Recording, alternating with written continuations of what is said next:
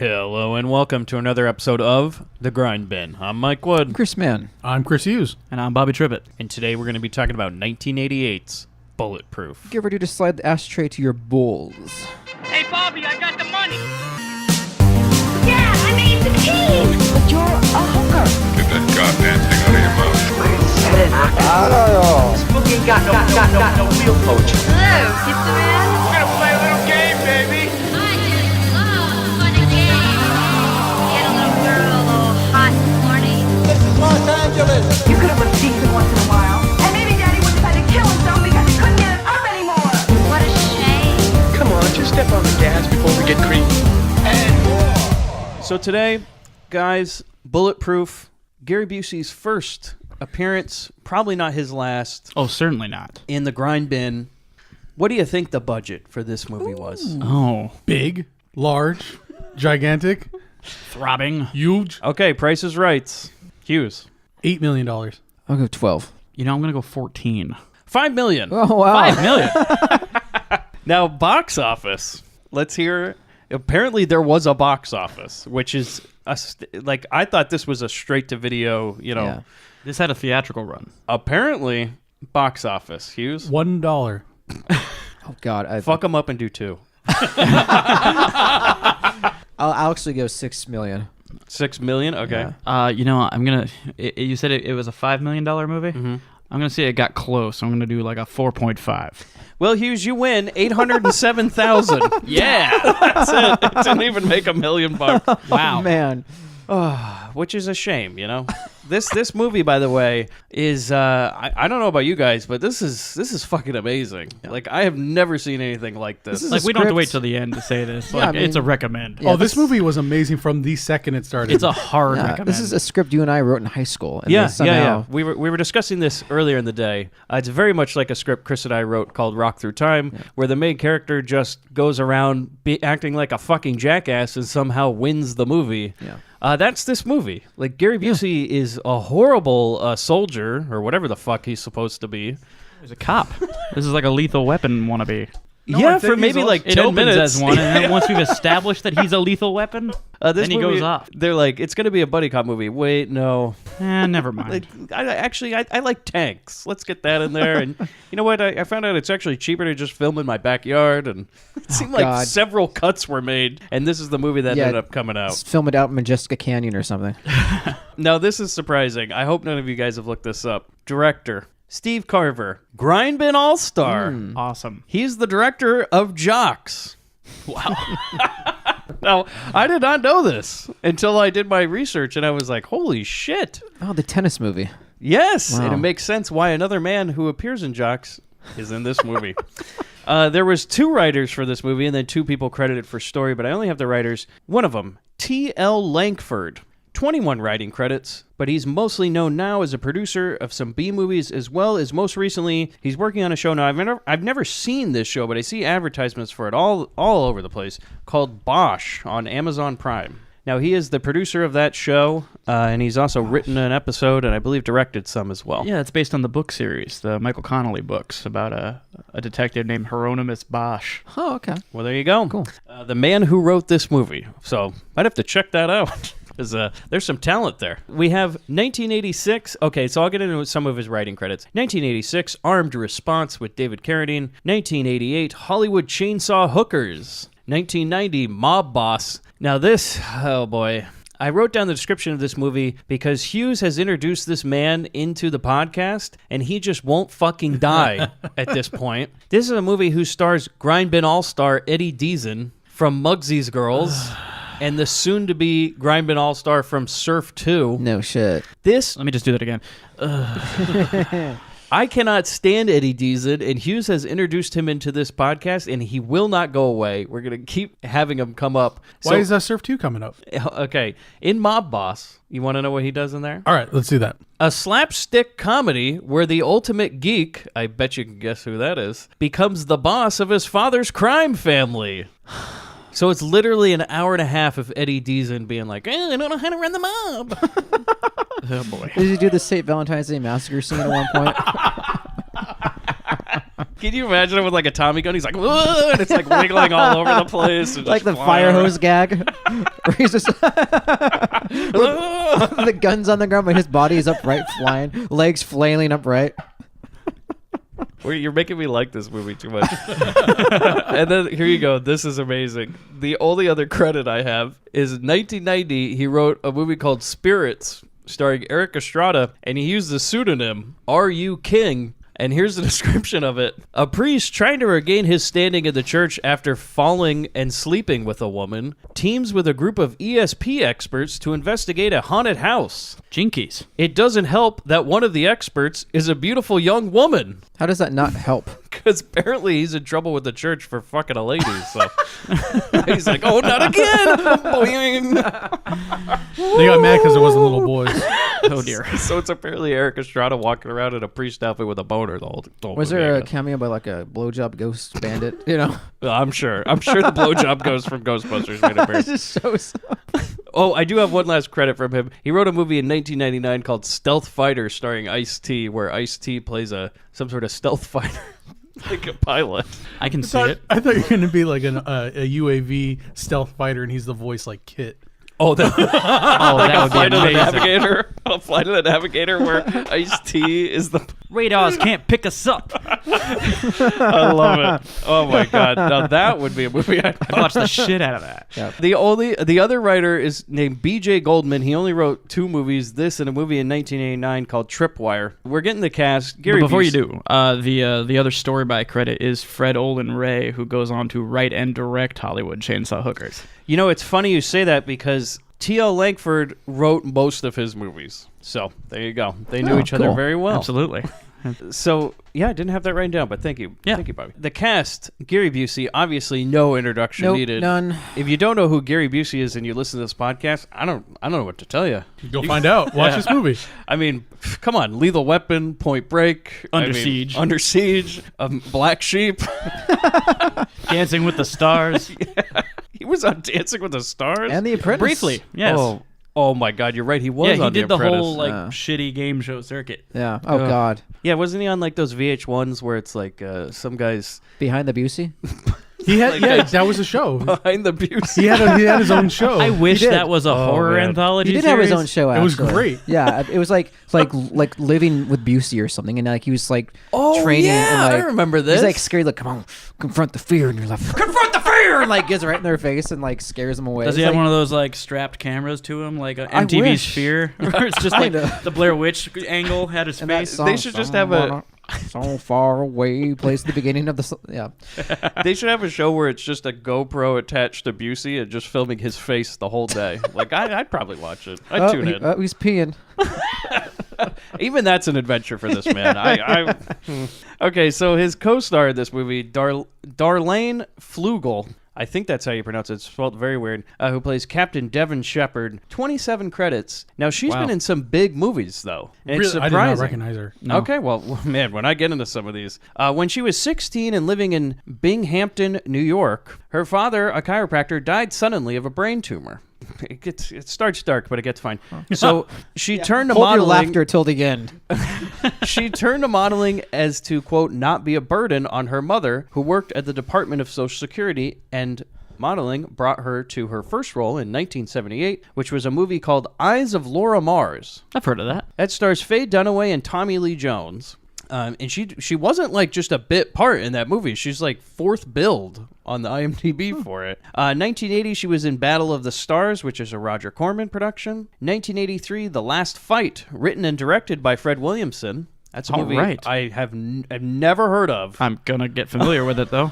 1984, she was in Once Upon a Time in America, which was directed by Sergio Leone and stars Robert De Niro and James Woods. Then she was in 1985, To Live and Die in L.A. Wow. 1986, Running Scared with Billy Crystal. In 1988, she was in a movie called Freeway. Now, I wrote down the description of this one. A deeply disturbed priest, again with the priests, goes on a murderous nighttime rampage across America's highways. That sounds amazing to me. Yeah.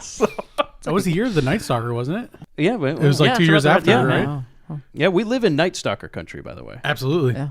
Yes, we do. He struck all over around here. Right by your house you grew up in. Yes, he did actually. And my mom was very upset when my dad was out of town and she was left alone with the Night Stalker. Wow. He killed somebody right by the freeway, and he's like, "Oh, lock the doors." It's fine. He's. In 1992, she was in Pet Sematary 2. Oh, that one's great. Yeah, I remember her in that movie. Actually, I believe she played the love interest to what's his name, the dad in that movie. Yeah, the Kurgan. What's his? You know the what's guy actor's Anthony name? Edwards, I know right? what you mean, yeah. Oh, not him. No, I thought you meant the. Oh, Talking about Goose? You mean Edward Furlong? No. She's like the love interest. Like Yeah, a reverse Woody Allen. 1994, she was in a movie called Breaking Point, which is another Gary Busey movie starring Gary Busey and Kim Cattrall, which is an action movie, and I have not seen that one, but I will be checking it out. And then she was in 1996, Darkman 3, Die Darkman Die. The high point in that series. Did they not call it D3 just to compete to compete with D2? They're like, Mighty yeah, Ducks? the fucking Ducks took it from us. Sam Raimi was very upset about that. Very. Dark Man takes a knuckle puck. Yeah. Right up the side I of the was head. in Mighty Ducks too. It was a great time. So then she left acting. She just left. Really? It's off And the map. eventually she went to teach acting at the University of Central Florida Film School from Wow. 2002 till 2007. But she left again in 2008 to work on film projects. And the last credit I have is just a short she made in 2008 called No Worries. Don't know where she is now. But she was quite special in this movie. Yeah, I know it's an early role for her, but it's kind of hard to believe that she went on to teach acting. Whoa! Shit. Coming out swinging. Yeah, well, she plays what's given to her well, I guess. I don't know what to really make of There's a the market Shepherd for character. everybody's budget. So. Wow. All right. Well, sorry she's no tank girl. I mean, Jesus. All right, so here you go. This movie is rotten with them. Grindbin All-Stars. I'm just going to name off a bunch Here here. we go. Here we go. First one, Henry. Grindbin All-Star Team. Oh man, this movie is the Grindbin. This is now the Grindbin All-Star movie. Like, with This how is- many yeah. fucking people are in this movie? Grindbin the motion picture. Yeah, it might be actually. Henry Silva, who plays Colonel Cartief. Grindbin All-Star from Blair Vember's Chained Heat. Renee Enriquez. Who plays General Maximiliano Brogado. That's his fucking name. Grindbin All-Star from The Evil That Men Do. He was the guy he was the guy that Bronson met, his contact. Oh, at the Oh beginning my of the movie, God. yeah. yes, and Yeah. the guy that got Yeah. killed. Yeah, That's by that. the- Wow. Yep, Yeah. Grindbin All-Star, guys. We got another one. R.G. Armstrong, the guy from Jocks. The coach guy who walked through with that stolen footage shot and kicked a soccer ball. That's him. William Smith, Grindbin All-Star from Police Women and Scorchy is in Amazing. this No movie. kidding. What? No kidding. Oh, and then you know what? It's like Bronson knew them all. Juan Fernandez, who plays Pantaro, Grindbin All-Star. Kinjite. He Wow. was the bad guy. Duke, you remember? Yeah. The child molester guy? He's Yeah. just got long hair in this one, but Yeah. he's still just as creepy. That was the guy with the for sure. Tech 9 that was shooting everybody? Yeah. Yeah. Yeah. He's in a bunch of stuff. Yes, he is. He's the guy who goes up to Bronson in the movie and he's like, hey, you sell your daughter on the street, make a lot of money. That's what he says to him. So, guys, I don't have much trivia, but I wrote down a few reviews. Some from IMDb, some from Amazon, because the people that review Busey's movies are literally insane. I mean, Who'd have thought? we are talking a level that I was not familiar with online, so we're going to get into these. Here we go, from Amazon. 5 out of 5 stars. Entertaining. Well, I think that's one thing we can all agree on. Oh, man. The amount of misspelling. By the way, this is all in capital letters. This was written course. by Bibijon. Bibijon? Bybyjon. Bibjon. BYBJON. Format VHS tape. Bought in 2012. Now, this is all in capital letters. The price made this a fantastic purchase. If you like Gayer Busey, you will That's he spelled it G-A-R. G-A-Y-R. after the Y. G-A-Y-R. So if you like either gay or Busey. If you like Gayer Busey, you will enjoy spelled with an I, not an E, an I-N-J-O-Y. You will enjoy this movie. It is from his early years. The tower is in excellent shape. The what? Damn right it is. The tape is in excellent shape. It meant tape, but he used an O. The Well, Teo. I'm reading how it goes. Yeah. Okay, so the last one. The last one, 5 out of 5 stars. Good One by Musical Lemon in 2013. Format DVD, thank God. I, for one, really like this movie. The part, spoiler, where McBain says, "Your worst nightmare, Butthorn." Now, I'm not sure that's a spoiler. It's in the first 3 minutes. Then jumps down from the rafters, cracks me up every time. I went and called my dog a Butthorn earlier because he wouldn't quit pestering me. It's become a permanent part of my vocab now. Gasp. The music at the end, the Butthorn Suite, I kid you not, has become my theme song. I watched this on YouTube a few days ago and have been obsessing over it since, so I'll be buying a new copy. Smile face. Great corny action flick. I'd say it's on par with the old James Bond when it comes to cheesiness, which makes me all the more fond of it. I am also shocked that I didn't hear of this movie before. Grr mainstream Hollywood. P.S. Gary Busey is pretty damn hot. Wow. Huh. Well, there's a Busey fan somewhere, so you know. So there you go, guys. I did that in lieu of a trailer because there is none for this movie. Not that I can find. Yeah, I found one for a screening in Chicago or something, which is a great trailer, by the way, which I believe I've sent it to you. That's probably what you sent with the video. Yeah, and it was good. So here we go, guys. Anything to add before we get into it? Dive headfirst. So we start, guys. We start with the lethal weapon portion of this movie. We sure do. We come out swinging, like action-packed right from the start as Gary Busey yawns in a car. Well, okay, no, he's yawning in the partner's park. dead asleep, His and partner is asleep, and Busey is just like coked out, like Yeah, like he's just rummaging. He pops something in his mouth. Could have been a mint. Could have been something else. Yeah. He takes the red pill and he's off. So he messes, but he like gets so bored that he decides he's gonna mess with his partner. And from what I can understand, is he unwraps part of a cigarette and dumps it in his open mouth? couldn't Was tell it the what that filter was. off a Yeah. cigarette? Yeah, he ripped it out and like poured the little loose tobacco into his. Oh, okay. Into his Because mouth. the transfer I saw was really dark, so it looked like a pill. Yeah, when I I saw it. thought it was a pill too, but Yeah. I mean, that makes sense. No, this is really set up like a Lethal Weapon. Like they're really thinking, by the way, it's also odd that Gary Busey's in Lethal Weapon, and now we have him as Mel Gibson, and we have his Danny Glover partner. And there's saxophone music and all sorts of like dynamic between them. It was like just trying to set it up for a Lethal Weapon movie so bad. Oh, do not spoil the saxophone. No. I'm just saying the whole beginning of this movie is littered with sax. Like there's so much hard saxophone, like it's Lethal Weapon. Yeah. And then at one point they'll just completely abandon it in favor of whatever the fuck they start playing during the part when this movie becomes a different movie. Yeah. Like two scripts were just combined and became one. It's almost like you just got a movie out of Gary Busey's head. Like at some point he's like, yeah, and then there's a tank, and then there's this and this. And then he hit his head really hard, and they filmed the rest of the movie. Well, I like to say that Gary Busey did have a horrible head injury, and it happened after this movie was filmed. So this is like the last vintage Busey you have before he had legitimate brain damage that apparently he didn't find out until much later in his life. Yeah, When he went to a neurologist or something, they're like, oh boy, as his condition progressively worsened, Yeah. he started to think something may have happened when he hit his head real hard. This is back when football players were just ramming each other and just being like, hey, I wonder why I'm dying young. You know? So the movie Well, starts. Mike, because the body is a finite battery, and as they exhaust it on the field, it runs out. Thank you, Trump. Oh, that's a real belief of his. Yeah. It's one of the good ones. So we get he messes with his partner, puts that tobacco in his mouth, and then his partner wakes up and is like coughing all over the place. And he looks at me and goes, anybody ever tell you have a strange sense of humor, McBain? And Busey just looks at me and goes, everybody.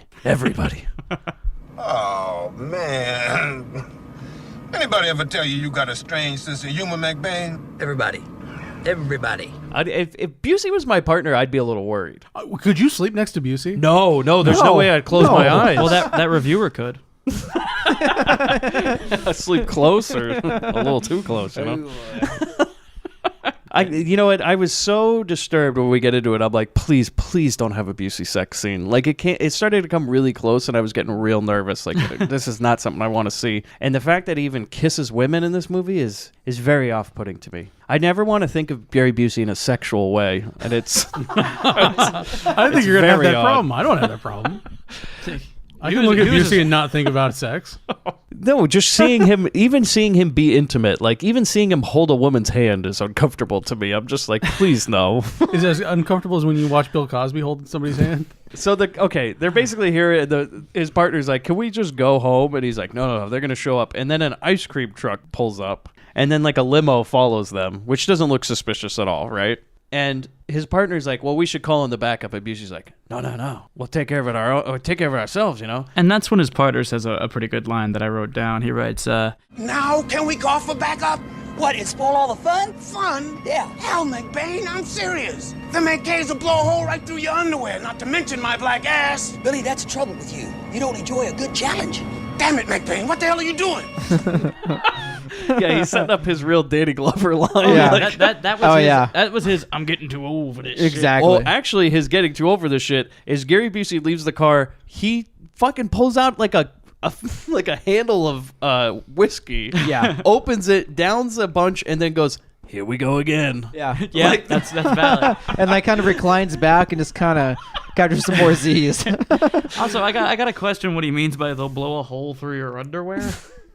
I don't know. A lot of the one-liners in this movie, I have a lot of question marks after. I'm like, I don't understand the joke. But maybe they did that sort of Mad Libs type of approach to the script where they're just like, well, this worked in a Schwarzenegger movie, so just replace this word with this one. And there you go. So we get to the drug deal, right? It's arms deal. And Danny Trejo, Grindbin All-Star Danny Trejo, who's also Absolutely. in Kinjite. In this film, doing his best Geraldo. He does. He looks exactly like Dead on. Yeah. Like he's got the suit on, the sport coat, the all mustache. it's missing is a Nazi about to break his nose at any second.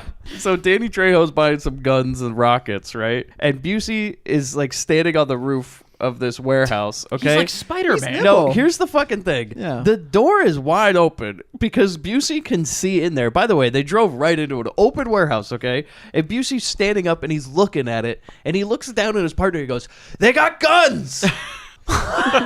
Billy, we don't need backup. Yeah. We don't need any backup. And I'm just like, guys, Yeah. they're Right outside. They're screaming at each other. Outside. Because his partner's standing on the ground. He's like, McBain, what are you doing? And he's like, I'm going to go in. I'm going to get it. And he's just like, okay. So this is that whole trope of never calling backup as a cop, and the partner really wants to, but the action hero doesn't. Why doesn't the partner just go and call backup? Call anyway. Okay. Yeah. He knows he's with a loose cannon. Why doesn't he? Okay, but here's the thing, is that Gary Busey and everybody else around him is, and they will bring this up multiple times, they honestly believe that he is a bulletproof man. It Yeah, does border yeah. on like this man has superpowers. This is like some Shyamalan Ding Dong territory. Yeah, they're this trying is to like tiptoe Unbreakable. into. Yeah. Like, do you think this is part of the Unbreakable universe? McBain, when's the last time you got sick? He is making. This is a fucking Shyamalan movie. And it's a prequel. It's a prequel to fucking Unbreakable is what you have. I'm not here. gonna lie. I want to watch Busey do that bench press scene. Yeah. Like, oh god, I can't say it because of that fucking new Shyamalan movie. I don't want The new one that is connecting all three of them? Yeah, hate it. you know about The Split? Oh, I'm psyched. I loved Unbreakable and I love Split. And I'm excited for the new one. Could you imagine if at the end of Split, when they go down that bar and you see Bruce Willis, then you see Busey behind him? And he's just like, yeah. We're gonna get that butthorn. Yeah, I want to see him call Samuel Jackson a real butthorn in the new Mr. Glass movie. Yeah. I got your glass. So Busey's just sitting there screaming on the roof. He's like, no, I'm going in. And then he just goes inside, and his partner's just like, well, I'm just going to fucking stand out here because Smartest guy in that room. he's doing his fucking thing again. And then Busey, the horrible cop, just decides he's just going to break up the drug deal. He's not going to sneak. He doesn't sneak. Oh, not at all. He just steps out into plain view. They look up and go, "What is this?" And that's when he like crouches, points, and goes, "Your worst nightmare, butthorn." Yeah. And then just super fly off the cage. Yeah, Just like does a full on. to set the scene, they're doing a drug, like a gun deal an arms deal. below. They're selling AKs. Also, there is drugs, by the way. Oh, it's We a will little bit find out. everything. Yeah. A lot of them. But to set the scene, they're doing this gun deal / drug deal. They've confused themselves on what they're actually selling. They're like, did you want the guns, the drugs? We brought them all. But Busey just walks into the rafters that are super well lit. And he doesn't even say anything. They just notice him. Yeah, there's no sound. They just look up like, there's a guy up there. Yeah, Danny Trejo, he actually says, what the fuck is this? And Busey doesn't even say anything. And that's when he does the point. Yeah. We have a deal. I just wish we had somebody good to shoot at, that's all. Hey, man, don't you know that's illegal? The fuck is this? Your worst nightmare, Butthorn. McBain! Yeah. Some guy yells McBain.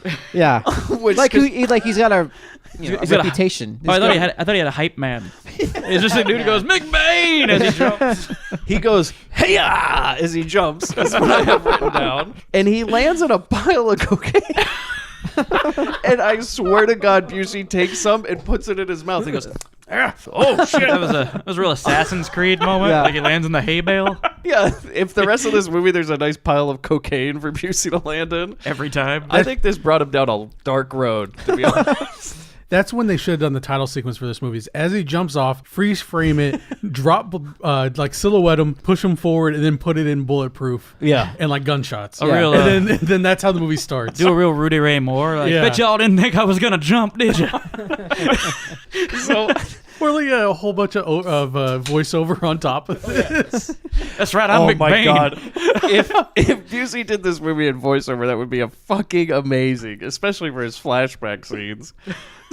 So he just basically shoots a bunch of guys. He dodges a rocket at one point, and then the criminals drive away in an ice cream truck, and him and the partner chase after them. And then basically in the chase, the partner keeps going, we should have called for backup. And he's like, yeah, too late now, huh? And they just, at one point, Danny Trejo like opens up the back of the ice cream truck and then just starts fucking firing this machine gun out of it. And Busey, instead of like just turning away, his version of like ending this chase is to just ram into the car in front of them. He's driving toward the gunfire. He's like, hey, only one way to dodge a bullet. Go. Like, just right for it. He needs distance to aim.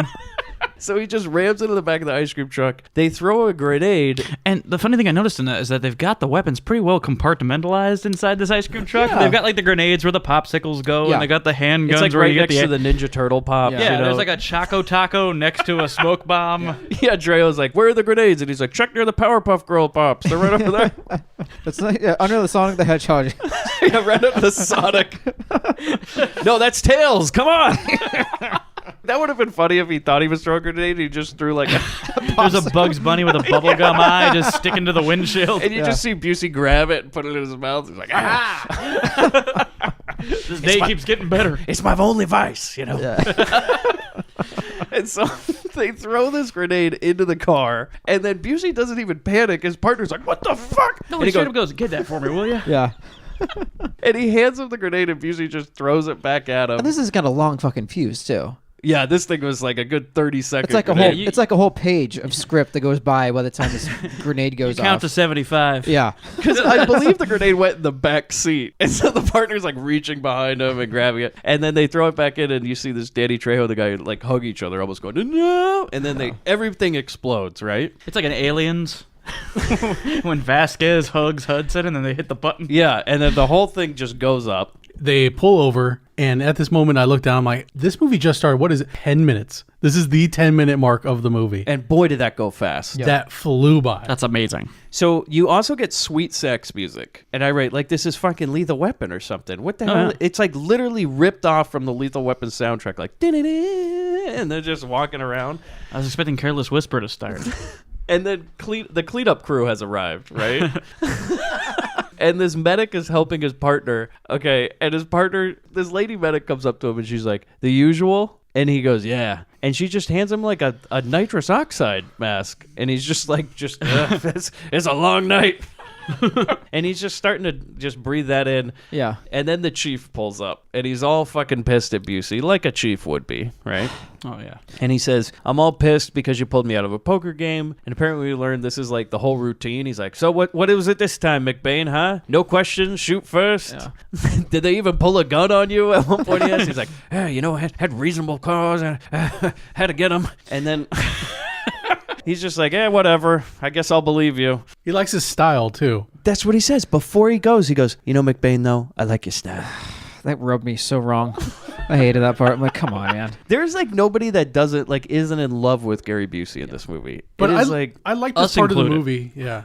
I like this part of the movie because, usually like bad boys and whatever, they'll have the captain come in and yell at them and go like, you screwed this up and you cost the taxpayers all this money. He goes like, well, was there a reason that this happened? He's like, well, yeah, they had guns and drugs and started this chase and were shooting at us, so we stopped it. And he's like, oh, okay. You're like, you did your job, thanks. Yeah, whatever. We can't find any evidence of anything you say, but fine. There's a lot of cocaine though. But it doesn't stop the movie. It doesn't drag the pacing. It's just like, this happens, cool, we just got this check mark done, on to the next scene. And then, by the way, another guy walks by him and he goes, I don't know how you do it. And then Busey looks at him and goes, power positivity. That's how. And I'm like, okay. Yeah. New day. So then we get Yes, it is. a new movie where some army brass go into like...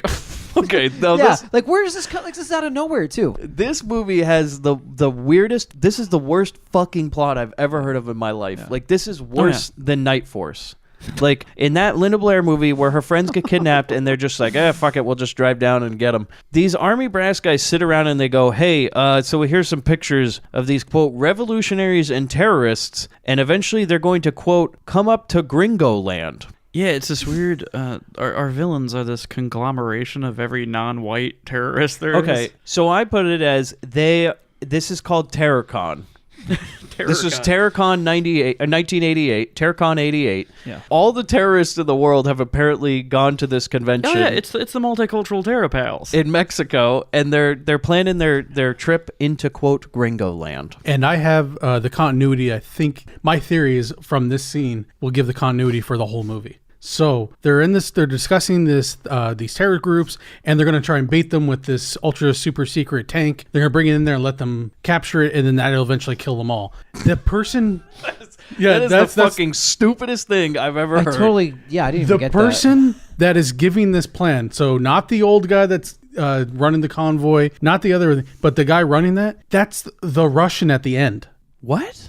Yeah, he's the Russian at the end. So he was a spy in the government, and he was trying to get this tank pushed to Russia through Mexico. The raspy-voiced Russian guy? Yeah. Huh. You noticed that? Nope. I didn't fucking know. Did you know that? No, not till the end where it was the big reveal. I'm like, huh. This is a Hughes Clues. This is the stupidest fucking idea. This is the whole point of the fucking movie right here. Because all these army brass sign off on the worst idea I've ever heard. They go, the way we're going to stop these terrorists is to let them kidnap a tank and kill a bunch of army people. Makes sense. And it'll work out. The plan, that's a sound plan. And they just are all like, yeah, okay, that sounds good. Why not? They don't mention McBain. They don't mention anything of this. They This weren't is just counting like, on McBain. This is what we'll do. So then Busey comes home, right? And the music's all like turned into Goofy music. Like, Yeah. it's like the fucking Goofy movie. He's walking home, he's like, I'm like, what the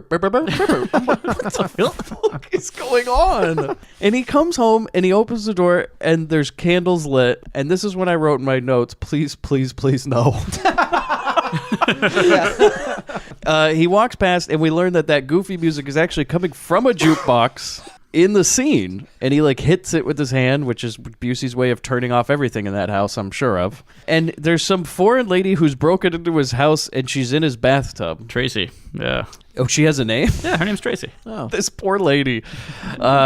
She broke into his house. Okay, yeah, but he has like a somewhat of a relationship with this lady. Yeah. But he could care fucking less about her. She's sort of a girl he's seeing. I have a question regarding this, though. She's clutching a comically oversized rubber duck while she's in his bath. Now, she broke into his place. Did she bring that rubber duck, or is that Busey's rubber duck? It's Busey's. It's got to be Busey's rubber duck, right? I almost thought he was going to be like, oh, you don't want to know where that's been. Like, that's his whole issue when he gets in. He's like, what are you doing with my duck? What did That's my duck. What did Quackers tell you? He's a liar. He's a liar. I always knew one day you betray me, Quackers. So she's like a French lady, right? I think she has a French accent. I couldn't really put my finger on the accent. But she's just in his tub, and Busey's like, whatever. And he goes into the bathroom. Also, earlier he like refused the medic's help because he has this fetish. Okay, they're called fetishes. Oh, you know that lady's been in his tub. There needs to be a Grindbin T-shirt with that. They're called fetishes. They're called fetishes. With a picture of a rubber duck. His fetish is that he likes to remove bullets himself because they won't let him keep them at the hospital. Probably they're like, they no, take sir, him. you can't keep the bullet. And he's like, no, fine. You know what? I'll just go and do them myself. He goes home and he like pulls this bullet out of his arm and he puts it in a mason jar. Yeah, he reaches under the sink, pulls out a mason jar full of them. Full of them. By the way, we will find out the count later Yes, in the movie. later. And you know do. what? It might be a world record. Get Guinness on the phone. So during the Get scene, Mr. there's, Guinness on the line. Got a new record for you, Butthorn. during the scene, if you notice, there was there's a classic ploy. The girl is the Hughes ploy. clues. I love Yeah, that. that- The Hughes clues it again. The girl is talking to McBain, Gary, and Gary McBain. they're going back and forth, and like he's trying to dig this out, and she's like, "What are you doing in there?" And he does the perfect line to allow him to take this bullet out and give her line and keep the scene going. How was your day? And this girl goes into every minute detail of her day, down to like the hanging toenail. Oh yeah, she's all like, "Oh, I saw so," like mentioning all these people you think we might meet because maybe this movie's going to take place in L.A. where we've been. Maybe it's going to be a little Lethal Weapon. Nope, because all of a sudden we cut to white guys driving a truck.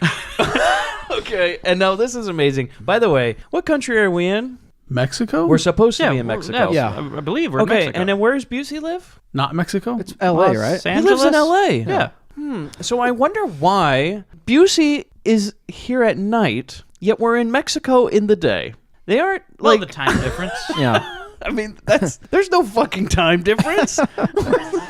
Maybe they're in like Guadalajara or Mexico City. No. It would not you be. don't know about the horizontal Okay. time zones? Busey just like did this all night, okay? And we'll keep cutting between these scenes like They they're implying going that on. she talked about her day that long? Yeah, we're going on like concurrently. While he stood there with a bullet wound. These scenes will go on concurrently. We'll cut back between them. One in the day, one at night. It makes no fucking sense. You know, It was I didn't really even notice bugging that. me. I didn't think about it at the time. Really fucking bugging me. But I do love now this guy, my favorite character in the movie, which I just call Fat Army Man, which I don't know how he's still in the army at this weight. He's a real Real private pile. yeah, real private pile here. He says God must have created this country on his lunch hour.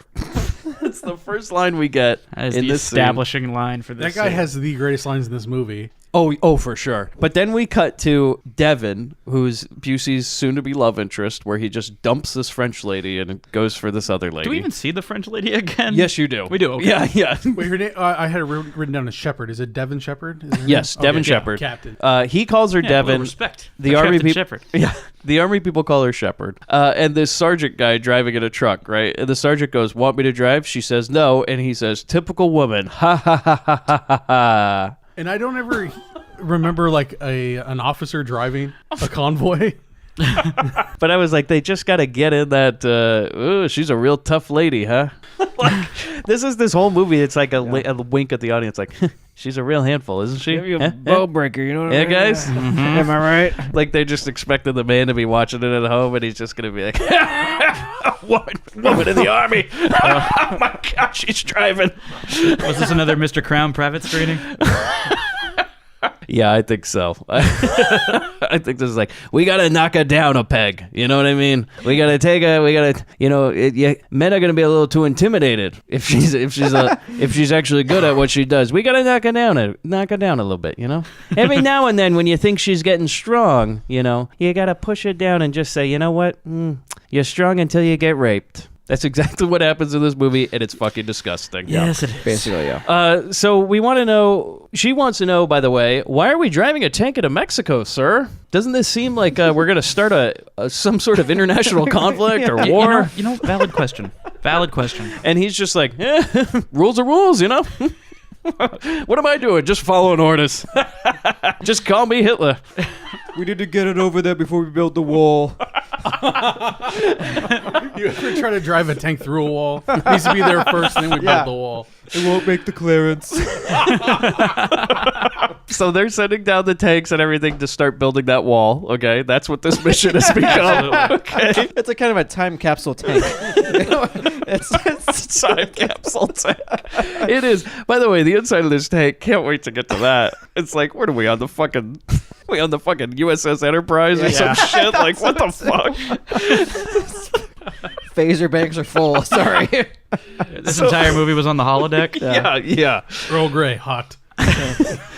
So we go to Good work, number one.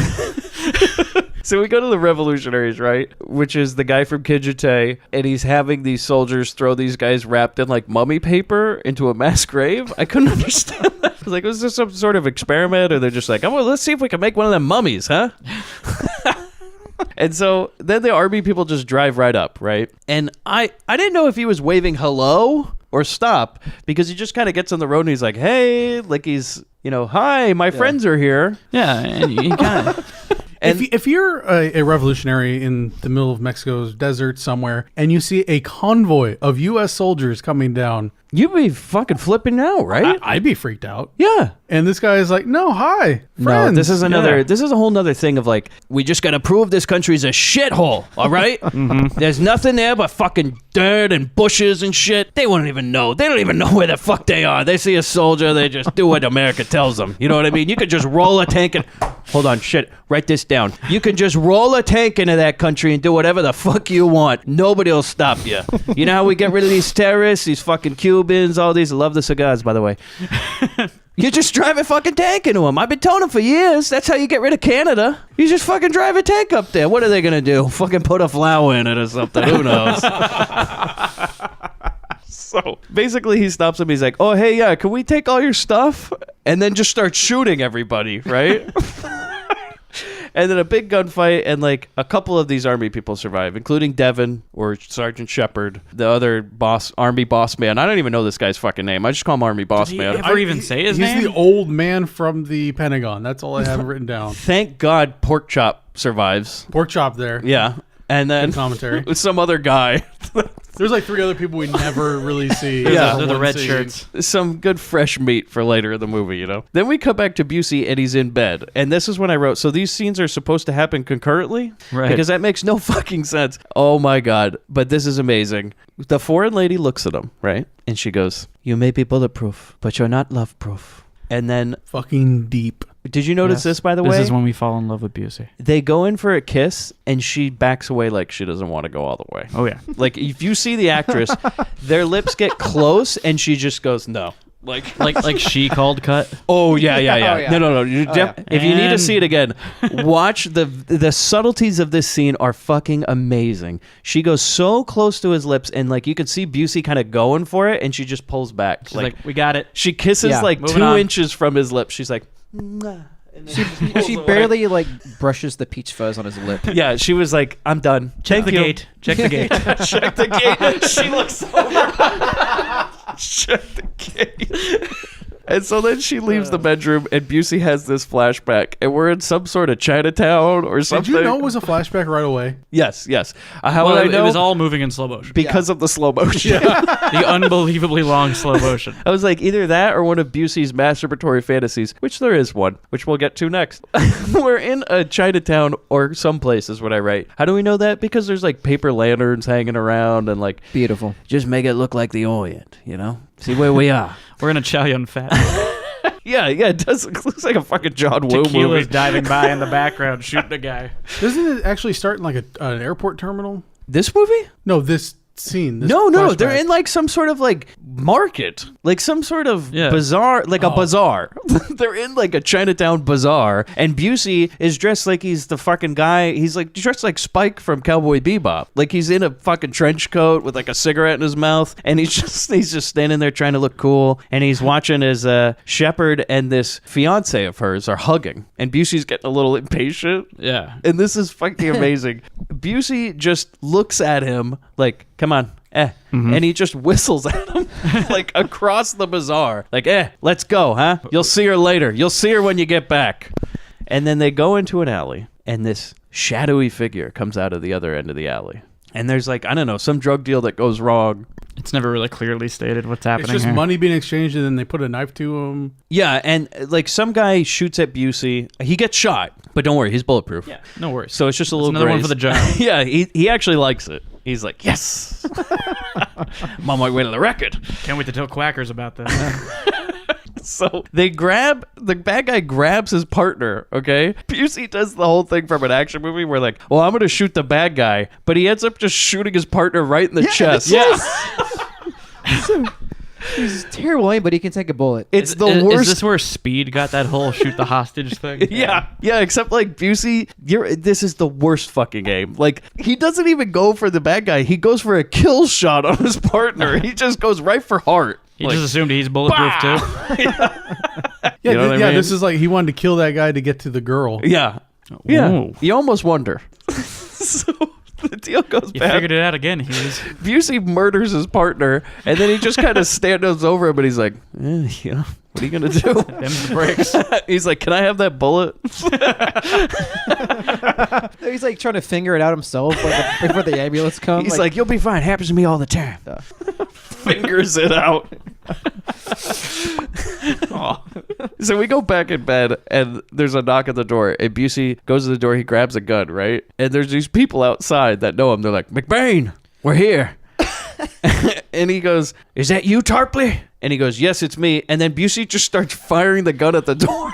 And now this is great. So Busey fires like 2 rounds into the door, and then Tracy walks out, and casual as fuck is just like, "You all right, Frank?" Yeah. He's it's a discharging a firearm into his front door. She's like, "You good? You okay?" Oh, this is just a Saturday night. Yeah. I mean, how many doors has he gone through? That's the There's a question. pile of doors in the closet. I'm sorry. This is a Tuesday at the Yeah. Busey house. Like, this is a regular old day. We've gone through so many pizza delivery guys.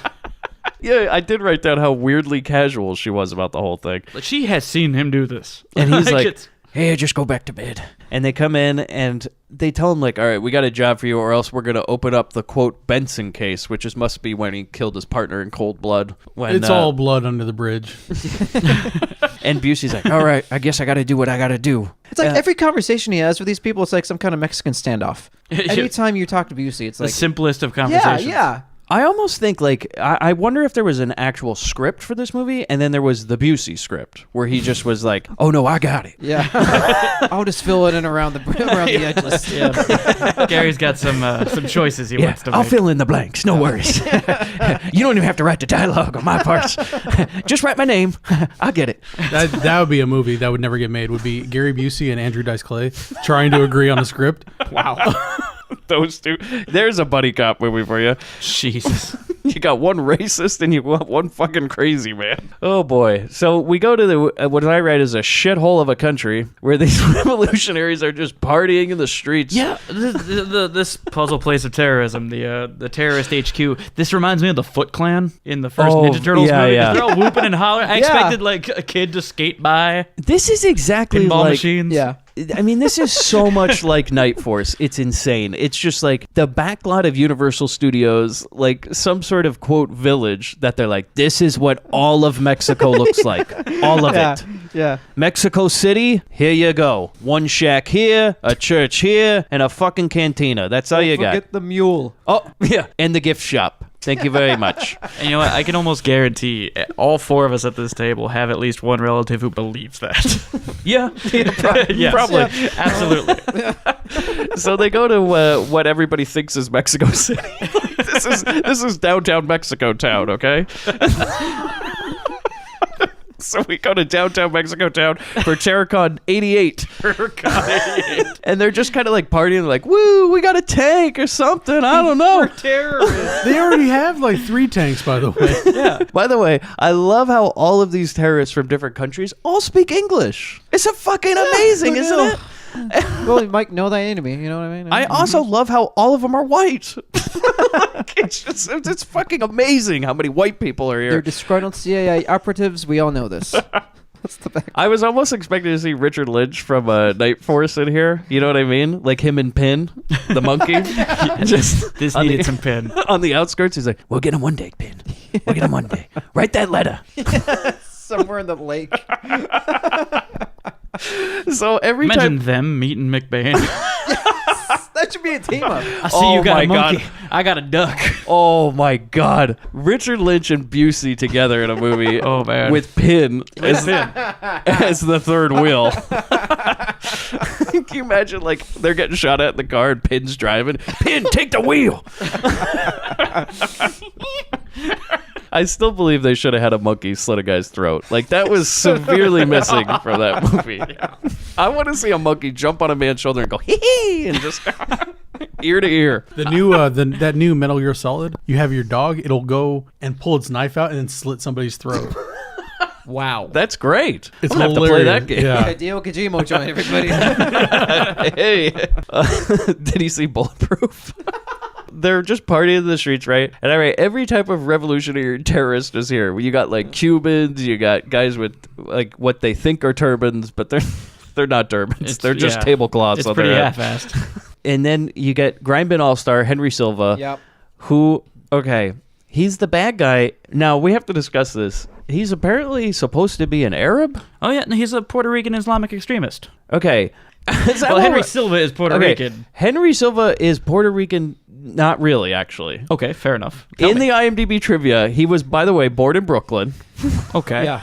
And they wrote down at Ellis Island that his parents are Puerto Rican. They're Sicilian. Huh. So he is not Middle Eastern at all. Like, not at all. And not even South American. But he's playing an Islamic terrorist. So, like, basically an Italian guy playing a terrorist. Like me playing a terrorist. And we're supposed to buy this. I can see it. The WWE did this in 2002. Yeah, that's right. They had an Italian guy play a Middle Eastern terrorist. Oh, my God. Yeah. I just Briefly, before the parent council got him removed and fired. How long was that after 9/11? Too? It was like 2002. It was like a year later. Yeah. Like, you know what'll get Americans We on got their dudes feet? in balaclavas abducting the Undertaker because good family fun. I think- Star Kids. I think this was a bad, like, they could have had Duke Mitchell. Like, could you imagine Duke Mitchell as the terrorist guy? Hey, right? Hear about this Allah guy. You know what I mean? Break bread. Let's break some bread, huh? So, Amazing. I would have loved it if he had, like, a Sicilian accent. It's just Duke Mitchell. Yeah. Duke Mitchell do this. Duke Mitchell with a little hat on, his top of his pompadour, just kind of tilting to one side. You broke my heart, Jelly. And Jolly's a terrorist, too. Jolly's got, like, one of those fake turbans on. His dog's running out. Or Jolly's playing, like, a big, like, a Cuban revolutionary general guy. Cigar. I think the dog should be in fatigues too, with a little cigar in its mouth. Yeah. Yeah, he's still trying to fuck that dog. You mean Little Fidel? Little Fidel. Yep. Hey, Jolly, where's that little Fidel, huh?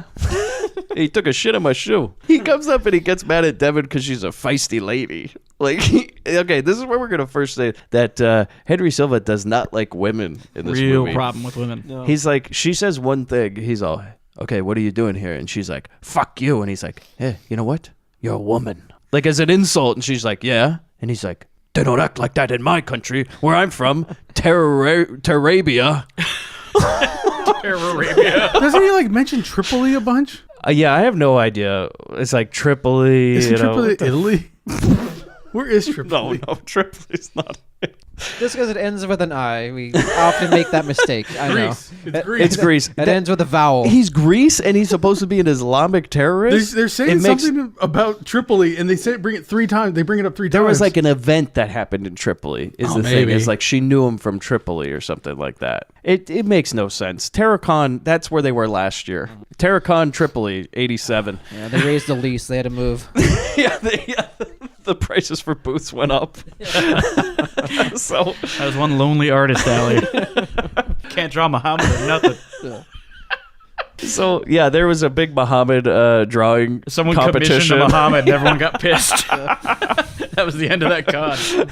And so they get mad. He gets mad at her because she's a lady, and then Devin tries to bite his finger at one point, which I loved. She like puts his face. He's like, "Hey, you're a woman. Shut up!" And then she tries to bite his finger off. She's like Scorchy. She's the Scorchy move. And then it's at that point. It's at that point where like he starts laughing. They're dragging her away. Yeah. And if you hear in the background, somebody screams "Gringo." They just scream "Gringo." You gotta get it in. That's what they call me. Every time I go down there, I try to go on a vacation. They always call me Gringo. So fuck them. I'll make this movie show. I'll show them. Charge me $12 for a margarita. Fuck you. So we go to this warehouse in LA, and Busey's there meeting with these like army brass, right? And the first thing he does, he walks in and he looks at this picture of this tank. He goes, "What's this Tonka toy?" Then basically they're like, "Hey, remember that lady you liked? You know, her husband that you killed in cold blood? Yeah, she got kidnapped." And he's like, "God damn it, now I gotta go." So basically they convince him to go, right? There's a part where a guy goes, "Tell me, McBain, was she worth it?" And how does he react? So he's there, and he's got his hand near the table, but he reaches down and takes an ashtray and slides it really, really hard into his balls. Yeah, he slides it like a shuffleboard right Like a real air hockey move. Yeah.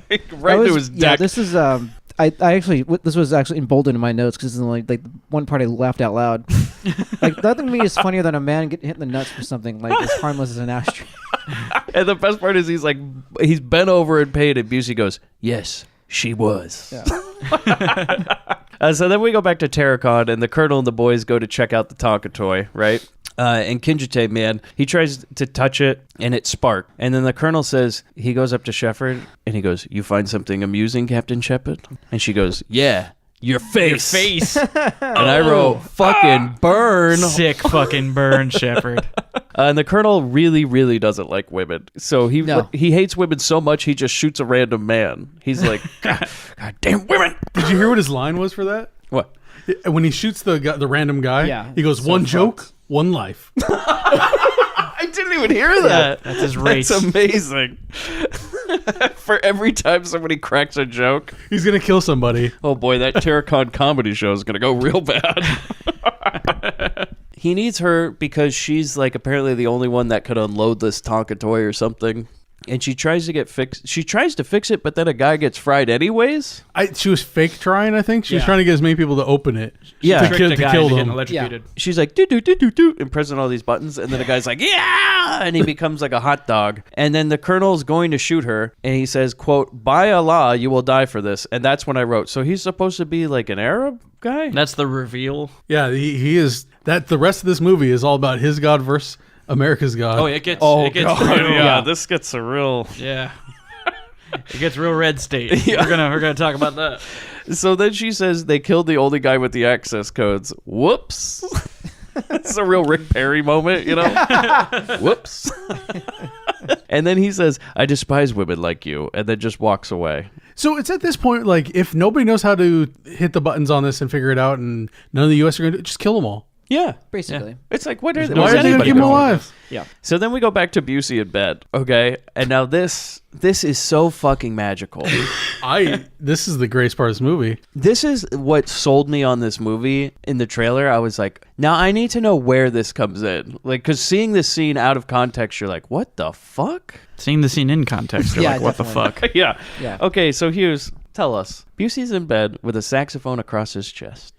And the scene transitions from his bedroom to being on the beach while he's playing the saxophone. This very sexy saxophone music and this very like vignetted fantasy of the woman shepherd on the beach running towards him. It was like a mix of like Adam Sandler movie with like Wayne's World flashbacks. It was bizarre. But isn't her dude with her though in that flashback? Yeah, here's Yeah. the weird fucking thing is It's like he's chilling on the beach, like playing the soundtrack while they frolic. Yeah, we need to paint how weird this is. Busey is on the fucking sand on the beach, like sitting next to a fucking sandcastle with a saxophone in his hand playing the soundtrack of a Lethal Weapon movie. It's like he's in the Rump Shaker video. Yeah. watching Shepard play frisbee with the guy that he shot in the chest. The guy he eventually shoots in the chest. And then she comes over and sits next to him as he plays. We're all here, Busey. And I'm like, this is a bizarre masturbatory fantasy. I almost was afraid when they cut back that you were just going to see him go like, like that's how it was going to end, you know? Clenching the sheets, Yeah. ripping them off in his hand. The quackers makes a noise. He's squeezing the duck. Because They're all here. well, and then it cuts to him making out with her next to a fire in a home. So we have to see Gary Busey make out with a woman. God. You wonder why she didn't act much more. And then we see the last thing in this scene is we just see a smile on his face, which really, really creeped me the fuck And a out. crumpled up tissue and an empty bottle of Jergens. Like this fantasy that the saxophone drew her into him. That was what really, like, Kenny G wrote the script. Yeah, it's such And- what symbolic nature to this scene too. the idea of her being wooed over by Busey and his siren's call, you know. Do not underestimate the power of a sax. Bill Clinton got a second term out of his sax. I don't know if everybody necessarily is on board with that. I watched this with my fiance, and she commented, I wrote this down, that in a movie where a man shoots a machine gun from an ice cream truck, the most unrealistic part is that a woman would be attracted to a guy who plays the saxophone. And especially Shepard. Like, she is like Busey as a lady. Like, I couldn't see her being into saxophones. Also, I can't imagine. Could you imagine watching Busey take a saxophone lesson? Like, that's what I want to see. I want to see him sitting down. He would instruct the instructor. Yeah. That's what would happen. Like, can you imagine that first lesson? They're like, Yeah. he's like, no, you know what? I think I got it from here. Like, I'll figure it out. You gotta believe. It's the power of positivity. Yeah. That's what it is. Do you think he calls this the Butthorn? Oh, my God. Yes, he probably does. Is that where this all comes That's from? gotta be. Here's my saxophone. I call it Butthorn. Because of what happens when I play. So we go to the foreign lady. We see her this last time, right? The doormat of a woman that Busey has here, where he just is like, thanks for having sex with me, but honestly, I got another love in my life, you know? Thanks for breaking in. He treats this lady like garbage. Yeah. Every moment he has, he's thinking of this other lady, and he's just like, oh, you're still here? Oh, that was nice. Thank you. And so she drops him off in the middle of nowhere. Yeah, and he's like, thanks for the ride. I'll never see you again. She should have handed him a lunch bag. Yeah. Like, have a good day at Machine Guns I or swear whatever to it is you're doing. I swear to God, they have a moment. Like, he, like, you know, goes over and tries to give her another kiss, and like she he's heading turns the off to cheek, work. you know? She's in his truck. She has his truck. Yeah. So he's going to see her again. Boy, that's going to be an awkward conversation when he comes back. Well, about that. 3's all right with me. She drops him off at this gas station, and then this helicopter comes in and just picks him up, and there's, like, just an old man rocking in a Good rocking old chair. JR sitting in the rocking chair. And then he was off. My God. So then we go to the Terracon holding cell, okay? And there's some priests and nuns in the holding cell with the army people. And the fat army guy, so Pork Chop, right? He just goes, just what we need. A Bible thumper and a couple of nuns. It's like, God damn, man. This guy, like, didn't want to go in the first place. He's like, I told you this was a fucking bad idea. Goddamn shithole of a country. I'm not even supposed to be here today. Now I'm here with a bunch of priests and fucking nuns. I'm sitting here in the setup for a bar joke. This was like Mr. Crowd inserted himself into the movie. Yeah, oh, sure, Like, sure. this was his notes, you know what I mean? He's like, can we make another character who's very aware of how shitty the country is? Like, because that's what we need. It's his, Mr. Crown's spirit fat guy. I feel like I'm not getting the shithole enough. You know what I mean? Like, I need to know constantly, like, maybe we could have a character. Call him Pork Chop. You know, he goes down, he cracks a few jokes every now and then, but in a little way, they're not jokes. They're actually my real life feelings for this country. It's how the best jokes start. So then we go back to the helicopter, and Busey. Okay, by the way, we never mentioned this before, but they were like, Busey, you need to read this book. Yeah, and that's going to be the book on how to operate this tank. Yeah, and it's like a fucking encyclopedia, and Busey complained about having to read it, right? And so, of course, doing his homework late as always, Busey's just on the helicopter in the red light, just reading it real fast. And the guy walks back, he's like, hey, catching up on the reading? He's like, yeah. He says something like, it's not an easy read, you know?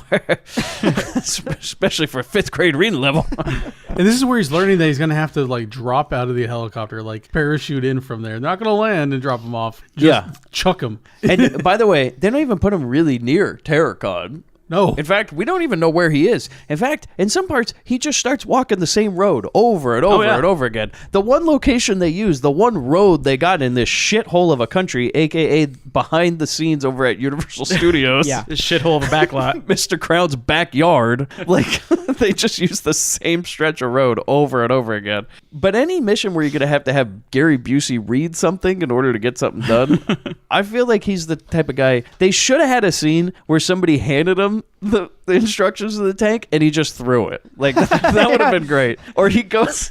He should have went into the bathroom. Do you have a bathroom here? And then you just see him shoving it into the toilet, like trying to get it in there. The hardcover book that they give him. And then he just comes out and he goes, toilet's clogged. Shitter's full. No, I think they have to treat it much like any movie he's in. Just give him one page at a time as you film it. Yeah, basically. I think he's one of those guys. One of those guys that needs like a lot of pictures and graphs. You know what I mean? So then, okay, Busey, by the way, is all upset because he has to jump out because he doesn't even know where he's going. By the way, because he's like, "Where are we?" And they're like, "Well, you're over the desert." And he goes, "Oh, cactus." So he jumps out, right? And then we go to the Terracon holding cell, and the Colonel and the boys, they get Devin. Yeah, they get Captain Shepard or something. I don't know where she was. They get Shepard. The priest bugs everyone and says they're people. Okay. The Colonel walks in. So Henry Silva walks in, and they're going to... The Mexican terrorist colonel walks in. Yeah. The Sicilian... There's so many fucking like ranks and names in this movie. The Sicilian Arab... The Sicilian Islamic terrorist. The Puerto Rican. Yeah, what did I say? He's from Terroristan? Yeah. The man from Terroristan comes in. And he comes in and he's like, hey... Terrorabia. Terrorabia comes in, right? And he's like, hey, we need that lady that I don't like. Can you get the tank to work? And the priest stands up and starts bugging everybody. He goes, oh, everybody in here is sick and hungry. Yeah, and he goes like, he asks for mercy. What if you saw Pork Chop in the background going, like just... But this is where we get that great line. So the father is asking for mercy, and the Terroristan guy goes in. They were talking about his God, and he goes, "That's not my God," and doesn't give a fuck. "Your God, not mine." And then he slaps him. He slaps the priest. Yeah. And then they shoot the fat man. They shoot Pork Chop because he was uncalled for. Because Pork Chop was in the background. I'm telling you, just going, this fucking bitch priest. They called him a CIA pig too, which is like. I thought this was a military operation, not CIA. That was the head of the CIA they just shot. So basically, I wrote, we've lost Pork Chop, a true loss for our entertainment. Rest in peace, sir. Thank you very much. So then we go to somewhere in Mexico. So this shithole of a country, Busey's just walking around, right? He's saying random shit in Spanish to himself. Not being quiet at all. He's walking around, as I write, in fucking jeans, a coat, and a huge duffel bag, yelling what little Spanish cuss words he knows. This dude, he speaks Spanish like, you ever seen like the cool guy in the line at Chipotle who tries to order in Spanish? Yeah. But the second the employee says something back in Spanish, he goes all deer in the headlights and starts looking for help. Yeah. Give me some of that chorizo. She asked if you want cheese. Queso, please. Thank you. Aren't I precious? I'm speaking Mexican. But yeah, he's just walking around. He's like, cabron. And he's just, he's like, he's lifting his legs all big and he's just stomping around like he's 5. And he's like, cabron, he walks around Corona. Like, he walks around like he's trying to shimmy his pants off. Yeah. Everywhere he goes, it's kind of this weird kind of... And he's fucking walking in Terrorland. He's been walking for a bit out in the sun. I bet he's sticking to his leg right now. Yeah. It's a jaunt. He's walking in the middle of Terrorabia, like Terracon, just screaming at the top of his lungs, cabron. And then he just, like, these guys catch him. These fucking guys are right there. And they're like, hey, what are you doing here? And he just shoots them really fucking loud is what I write. Like with the handgun, he's like, oh, bang, bang, bang, bang. That gun is gigantic because it sounds like a mortar going off. Oh, that's a god killer of a gun. It's really... At this point, I thought he was on the outskirts of Terracon. And I was like, wait, Busey, you may want to, like, do the quiet way in because this is going to cause some, disruption. No, he just shoots these fucking guys, and then he gets in the Jeep, takes off, and he goes, adios. Right before he pulls off. Wink. Then we go to dinner time, okay, at Terracon, and the Colonel's treating Shepard to a nice dinner, which I put looks a lot like that Warrior Island feast. Yeah. Which is just fruit and bread, and he pours that conveniently placed, like, wine glass or something, right? And she gets all mad at him and knocks that wine off the table, right? And then they get in an argument about how much he hates women again, and she says, and this is a quote, in your country, you treat women like camels, okay? And you send young boys to death for your excuse of a god. Poor excuse for a god. And I write, does anybody realize that they all believe in the same god? Like, I'm just asking. Like, at any point was like, did you know all the books were related? They just kind of come after one after another. They're all talking about the same god. It's like Harry Potter. Like they're all the same thing. You're fighting over. Nope. I don't believe in that Terrorabia god. He's not my God. And then this enters like this long monologue of ADR from that guy, and he's talking about how Yeah, I did notice it was ADR. Yeah. Oh God. Yeah. he likes it when a women fight. Yeah, I wrote this doesn't fit because the quote is, "I love it when a woman fights. It makes the prize all that more enjoyable." And I was like, that doesn't fit at all. I wonder what he said that they covered over. Like, what was too far? Yeah, do you think Mr. What do you mean we gotta cut it? NC-17 for what? My theory on this Some is, people are just bothered by the truth. my theory on this is he explicitly says he's going to rape this person. Bunch of snowflakes over at Paramount, you know what I mean? Bunch of cucks. God. That's how they are. That's how they are. I'll tell These you. Hollywood elite That's how they are. cucks. They don't believe in them. They don't believe in my God. He's an older one. You know what I mean? The original. They killed my God. Bunch of cucks. I didn't say the other word. Okay? I'm trying, okay? I've got, but we don't need any more of those people coming around here handing me papers telling me I got to go to court. I've been ignoring those for years. They're starting to clog the toilet. Yeah, those and the jury summons, they all go to the same place. It's not my fault if I just say the mailman didn't give it to me, right? So they go to, he pulls out a huge Rambo knife, by the way, which is like he just had this shoved up his ass or something. He pulls it out of nowhere, and it's all like he's shining at her. Oh, well, let me get to this first. Is he goes over to her and he goes, "Can you disrobe, please?" And she goes, "Go fuck your camel." And then they fight on the bed. Mm-hmm. And then we cut to the nuns who can apparently hear the screams. Okay, so his bedroom is right next to the holding cell. They feel it in their feet. And they just go, "God help her." And they can hear her screams. Yeah. They're from whatever church Bronson goes to. They could just sense it. Yeah. Oh, man, this would have been great. I want to see Busey and Bronson as a combo. That would be the best movie. You see Busey just going all fucking crazy, and Bronson's like, calm down. Look, I like killing as much as the next guy, but this guy's a little crazy. What even is a butthorn? He keeps calling me Butthorn. I will break your dick.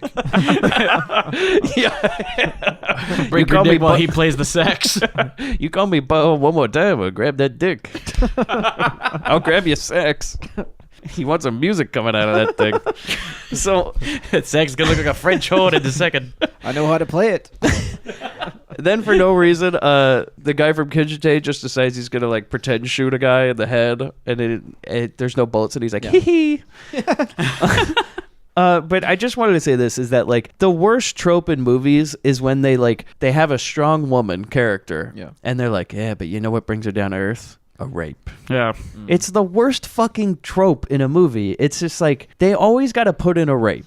It's so fucking stupid and so overused that it's like you can't have any woman in a movie that's strong that like, oh, well, the one thing that'll destroy her is if she gets raped. And it's something you won't find in like a 1970s movie for the most part. From the strong women, if you're doing a strong woman character, they won't rape them in those movies because it keeps the character. Well, in 70s, the 80s, it was all rape revenge. Yeah, it was all You rape start revenge. with the rape, and then she gets strong. I Swear on Your Grave, all those ones. But it's just bizarre. Act of It's like the Vengeance, whole yeah. idea, you know, all of Death Wish 1 is set up as like, oh my God, his daughter got raped and now she's in a catatonic state. She can't even say a word. Or Ms. 45, she gets raped twice in the same day, and now she doesn't speak. Yeah, it's she just stares at everybody. It's a stupid fucking trope. Yeah. It's just like, if a woman gets raped, she's just done as a human. It's not the case at all. Have you looked at the statistics for that shit? It's just stupid. Like, they need to stop doing this in movies. Like, and eventually, I guess they kind of did. Yeah, but for it's the still most part. always a thing. There's always we this switched thread over of to rape. like we have to kill the male protagonist's girlfriend in order for him to advance as a character. Yeah. Like he can't find the strength in himself unless we really traumatize and then kill his love interest. That actually makes a lot more sense. Yeah, they stopped using rape as a plot device and just started using a death.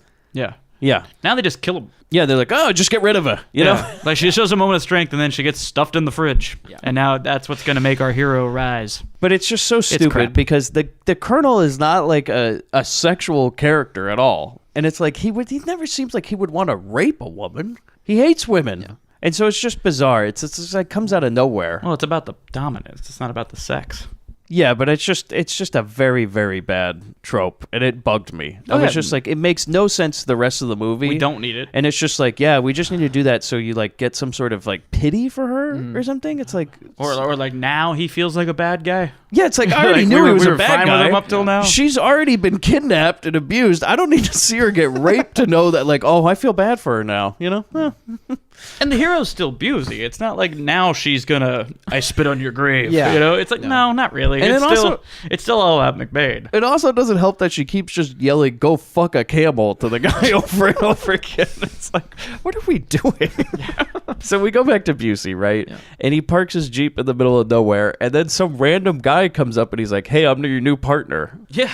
And he has a kid with him. He has like a short round. Yeah. What's the password? Yeah.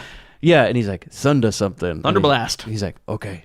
But And I write, how did he know where to find this guy? Because they're literally in the middle of nowhere. There's no like mark or anything. He doesn't have a GPS with him. well, there is a tall white guy wandering around shouting K-Bro at everybody. I'm sure you can find him pretty quickly. I'm telling you, this is just like Night Force. Like, it's just such a shithole of a country. You just drive down, you find your friend. That's all I know. There's one road in, one road out. It's a big vacant lot you can see for miles. They're so fucking dumb there. They just have one dirt road. That's how you get to Mexico town, and that's how you get back to San Diego. That's it.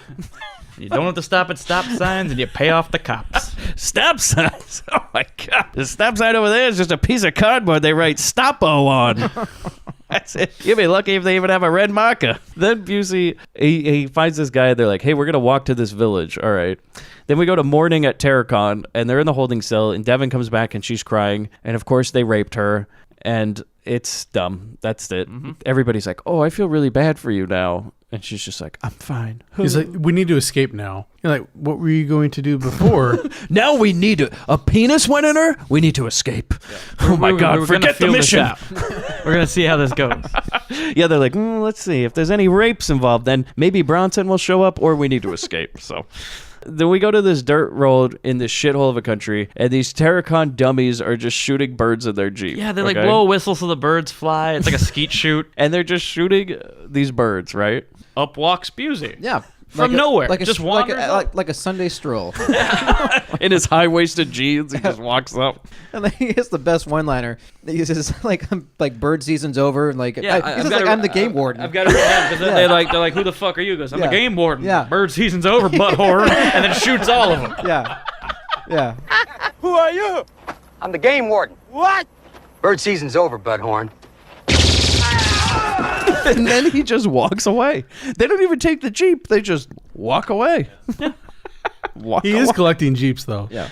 Like, yeah. We do have one shot of him attempting to drive a Jeep, and it's not going well. Oh, that's so good. Not at all. It's so good. It's like an 8-year-old in a golf cart. He's hitting these hills. He almost rolls one of them. He almost falls out of it. Yeah, he absolutely almost eats Yeah, it in totally. Jeep. So then we go to the Terracon holding cell again, and then this is when they're like, we should escape, okay? And then what I write as the heading for the next scene is Busey versus Wild, okay? This is a real like Busey is Bear Grylls. Yeah. He's like sneaking around. He's like, all right, let me show you something. This is how the terrorists do it over in Terrabia. And he goes over and he finds some like sort of, I don't know, like a fucking rocket with a string on it or something. And he's like, see, look at him. Dirty bomb. Dirty bomb. Dirty bomb. IEDs. Like, it's like, this is not gonna, what the fuck kind of weapon is this? It's literally just a rocket with a string tied on it, and apparently this is gonna like be a trap. What the fuck is this? By the way, we'll never mention this again. Oh, no. I don't know why we even had this scene, but thanks for the Busey as Bear Grylls. I really loved it. Yeah. So he really wanted to be in Platoon. This is his Platoon moment. Could you imagine like a Bear Grylls show with Busey as the survivalist guy? Peeing in his bullet jar. Naked and Afraid with Bear Grylls and Gary Busey. Just let him shoot you once, Bear. Then you can take it out and keep it for the collection. So we go to the holding cell again, and the colonel comes in and he goes, hey, Devin, do you want to go with me on a vacation? And she's like, no. And he's like, well, it's not a choice. Yeah, they're going to Tripoli. Okay, and then this makes no fucking sense, right? The kid, like fucking short round kid, shows up just in the Terracon. Did they ever mention where this kid went with Busey? They said that they never mentioned where he was with Busey, but they introduced that kid as like being the son of somebody. I put just random general because you never learn out who this guy is. He's like fucking Fidel, like Fat Totally. Fidel. Totally. Is there, right? Right. And then he just comes up and he goes, "Father, father." Yeah. He says, and I quote, "Father, father, the gringo is coming this way, but he has a strange name. They call him Capitan Bulletproof." And then everybody's shocked, like Devin, like Shepard, shocked. They're shocked. They're like, "Oh my fucking God. Oh my God, McBain." And everybody's just like, "We're saved. We're fucking saved." Like they're looking at each other like, "Oh yeah, they have no idea what's coming to them." and the colonel's all upset about it. He's like, "What? Who the fuck is this McBain guy?" And they're like, "Oh, you'll find out. You'll find out." And it's at this point, like, there is a scene somewhere where the Mexican CIA guy that's helping McBain goes, "Hey, I think they know we're coming now because that kid's gone." But they never really said it was because the kid's gone. He goes, "I think we know they're coming now." It was like, where did he find that kid that the kid just ran away in 5 minutes? And he's like, "I'm telling." Okay. So we go to Busey outside Terracon, right? And he looks through these binoculars. He's just standing on a hill looking through binoculars. He's like, "Hit, hit," like really loud, right? And he looks at his partner. He goes, "Well, this won't be a cakewalk," not whispering, right? And he goes, "Okay, here's the plan. When the fireworks start, you run in." That's all he says, okay? And then I write, Gary Busey's methods are that of Duke Nukem. Oh, yeah. Just basically enter the room and then take care of business. So he just goes with like these fucking bolt cutters to this fence. Where did he have these? He goes up to this fence and he just starts loudly on this chain link fence going ching, ching, like this bolt cutters. And then a guy walks up to him, right? And he's like, "Hey, what are you doing?" This is the first guy to sneak up on him. Yeah. First of many. And he goes, "What are you doing?" And doesn't Gary just turn around and shoot him? He goes, Hi.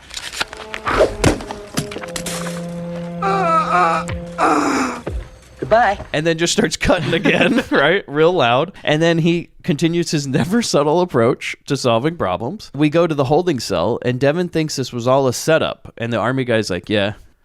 She's like, That's why you had me, huh? It's bait to bring McBain down here." And he's like, "Yeah, I guess so. I don't really know. Is that what the movie's about? Because this makes no fucking sense to me." I just got here. I couldn't. And then she's like, "I used to be in love with him." And I wrote, "Why?" How could you not be? So then Busey just starts knocking out guards and running around like a fucking idiot. Like he basically walks into the town and goes, "Yeah, yeah," and then he just takes a gun and he's like shuffling his feet all loud and he's running around. He's like, "Yeah, yeah." It's like a kid playing a first-person shooter. You're just shooting anything that moves. Yeah. Running through the room. It's like a guy all by himself in Call of Duty, and the other team's just surrounding him because this guy just like Busey is definitely skipping the cutscenes. Busey's just standing alone in this place, and he's just turning around in a circle, and then everybody from Terracon just surrounds him in a big circle, and they're like, "Yeah, we got you. Like we've known you've been here for like 20 minutes."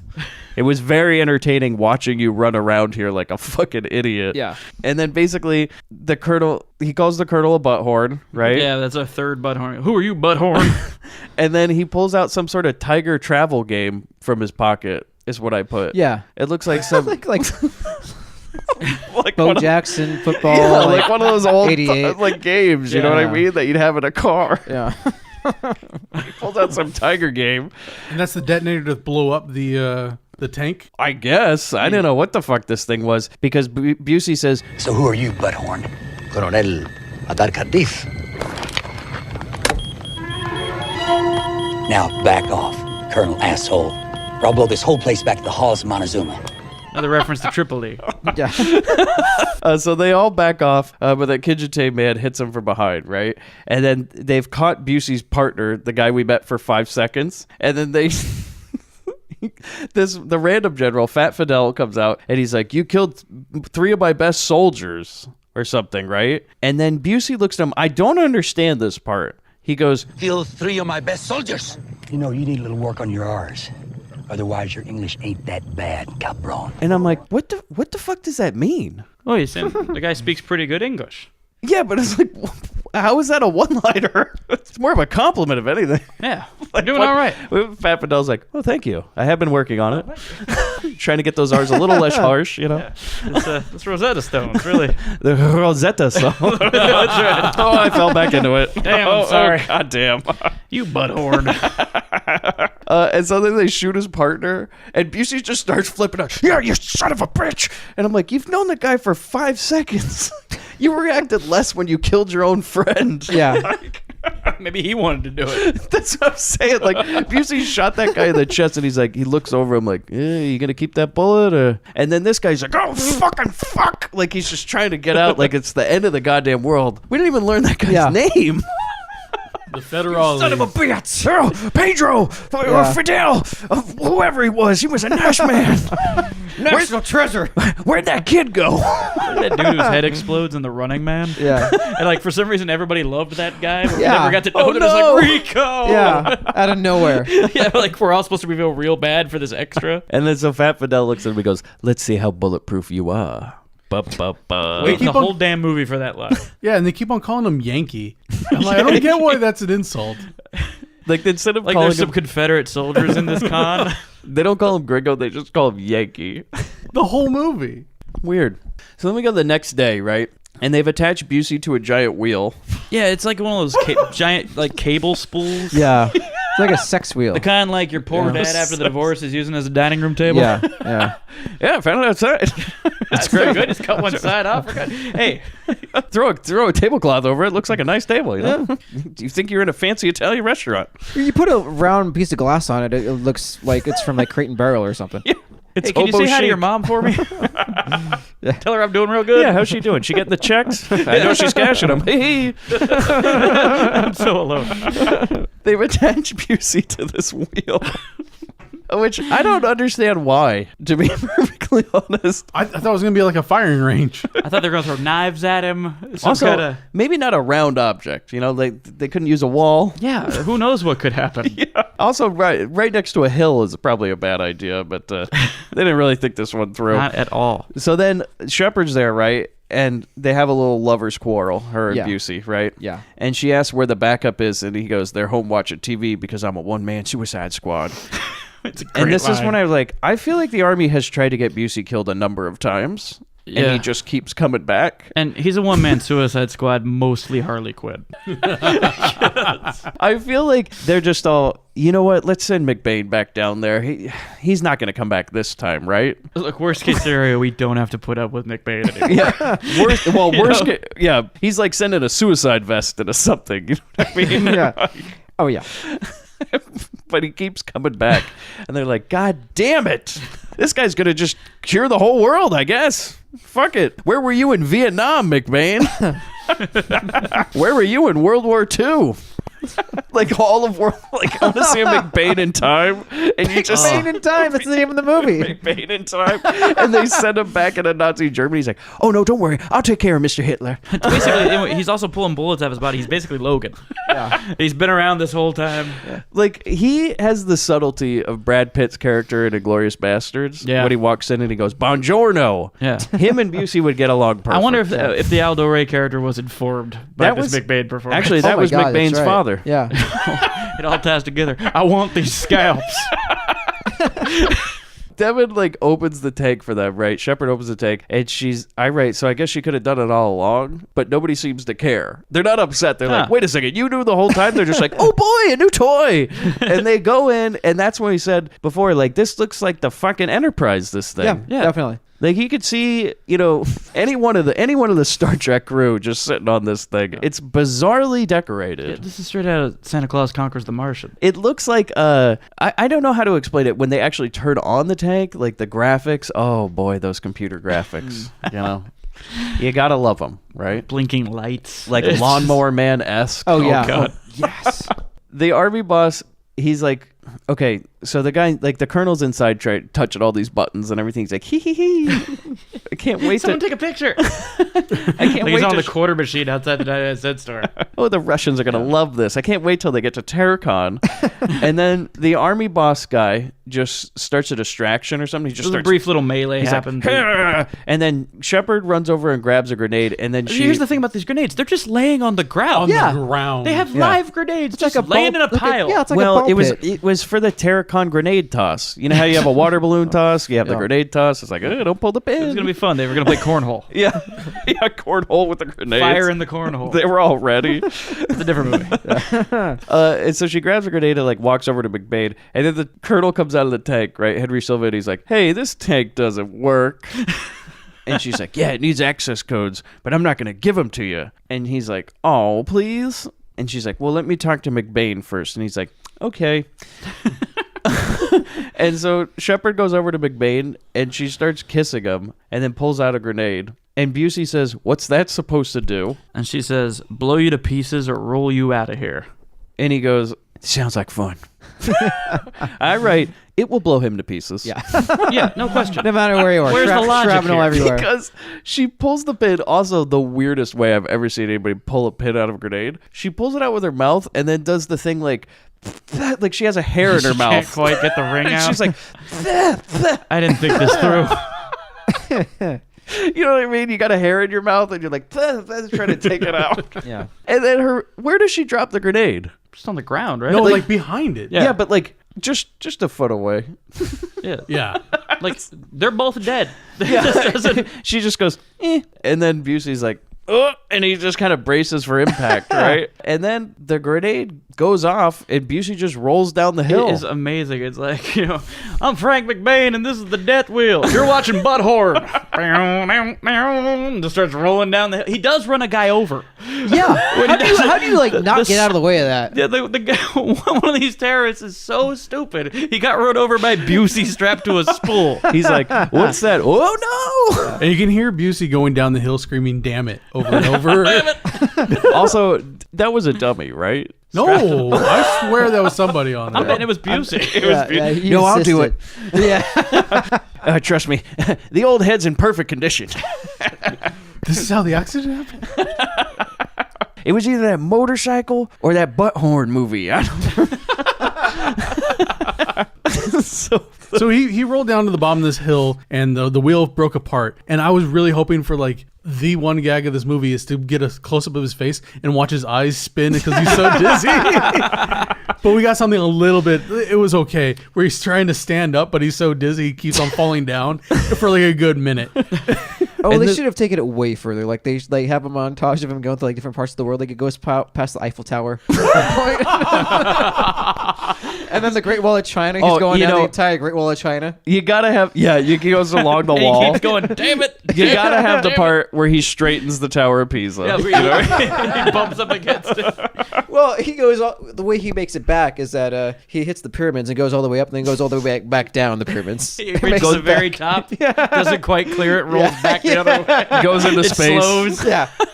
He goes all the way up into space. You know, sees like the astronauts, waves hello. He docks in Slow mo out the window of him just going, damn it. Yeah. Butthorn. You just get, you said we have Butthorn. And so then the colonel just looks at Shepard. He's like, "Oh, you women, every time." And Mini Fidel goes over, Fat Fidel goes over to him. He goes, "You really have a weakness for women." And I write, I don't think that's his problem at all. Like, No. I wouldn't call it a weakness. And then the colonel says, "It's all right. He will not live long in that desert."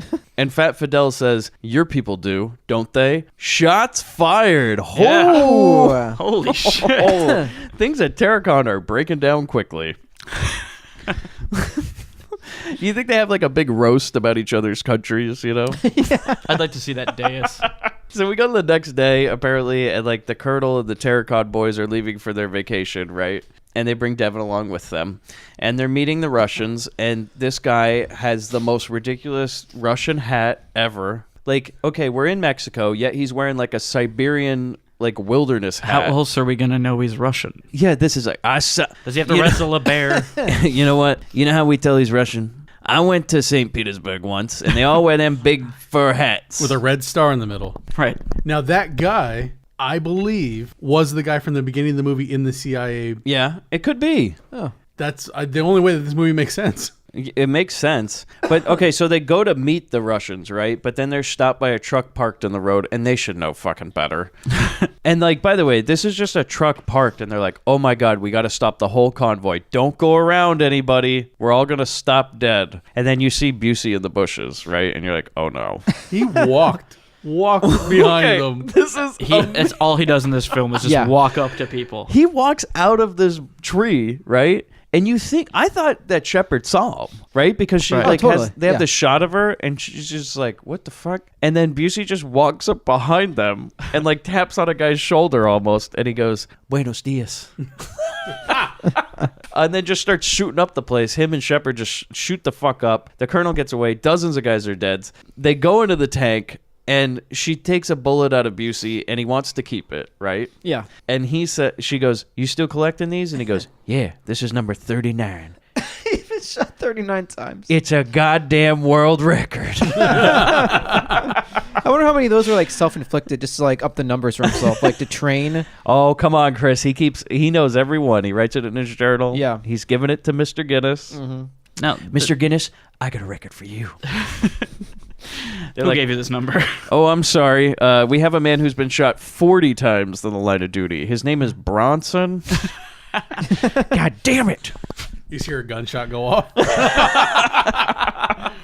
So before they get inside the tank, there's a moment that they share together. This sweet moment where he goes, we make a pretty good team. And then there's a beat, and then she starts attacking him. Yeah, she's like, ah! Like a raccoon attack. And then, like, one of the terrorists from Terrabia, like, I guess is still alive and runs up, and then she just fires about 100 bullets into the man. And then they get into the tank and have their moment. Right.